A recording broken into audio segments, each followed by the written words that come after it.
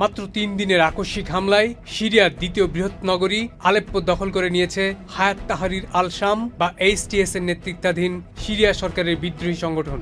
তারা এখন সিরিয়ার দক্ষিণে হামা শহরের দখল নিয়ে কৌশলগত M5 মহাসড়ক ধরে সামনে এগিয়ে দক্ষিণাঞ্চল থেকে প্রায় ৩০০ কিলোমিটার দূরে রাজধানী দামেস্কের দিকে এগিয়ে যাচ্ছে।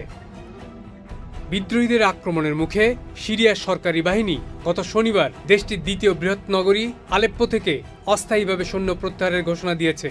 সামরিক বাহিনী বলছে তারা পাল্টা আক্রমণের প্রস্তুতি নিতে পুনরায় সংগঠিত হবে।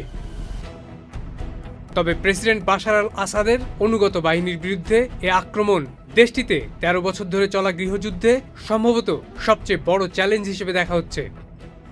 সিরিয়ায় ২০১১ সালে গৃহযুদ্ধ শুরুর পর ২০১৬ সালে রুশ বিমান বাহিনীর সহায়তায় আলেপ্পো পুনরুদ্ধার করার পর থেকে গত নভেম্বর পর্যন্ত ইরান, রাশিয়া ও লেবাননের সশস্ত্র সংগঠন হিজবুল্লাহর সমর্থন নিয়ে আলেপ্পো নিয়ন্ত্রণ করছিল।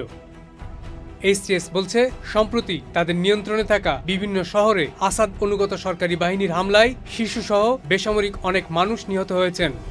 সেই হামলার প্রতিশোধ নিতেই গত বুধবার ইসরায়েল ও লেবাননের মধ্যকার যুদ্ধবিরতি কার্যকরের দিন তারা সাম্প্রতিক এই আক্রমণ শুরু করেছে। এই এইচটিএস হল আল নুসরা ফ্রন্টের নতুন সংস্করণ, যেটি একসময় আল কায়দার প্রতি অনুগত ছিল, যার প্রতিষ্ঠায় যুক্ত ছিলেন ইসলামিক স্টেট বা আইএস নেতা আবু বকর আল বাগদাদিও। অবশ্য ২০১৬ সালে ফ্রন্টটি এ সম্পর্ক ছিন্ন করার ঘোষণা দেয়। এদিকে বিদ্রোহীদের নিয়ন্ত্রিত এলাকায় গোলাবর্ষণের মাধ্যমে এসব হামলার জবাব দিয়েছে সিরিয়া সরকার। এছাড়া সিরিয়ার প্রেসিডেন্ট বাশার আল আসাদের দীর্ঘদিনের বন্ধুরাষ্ট্র রাশিয়াও আসাদের পক্ষে আলেপ্পোতে বিমান হামলা চালিয়েছে। এছাড়া সিরিয়ায় রুশ বাহিনীর অভিযানের দায়িত্বে থাকা জেনারেলকেও বরখাস্ত করেছে মস্কো। অন্যদিকে সিরিয়ার সংঘাতময় পরিস্থিতি নিয়ে গতকাল রোববার ফোনালাপ করেছেন যুক্তরাষ্ট্রের পররাষ্ট্রমন্ত্রী অ্যান্টনি ব্লিংকেন ও তুরস্কের পররাষ্ট্রমন্ত্রী হাকান ফিদান।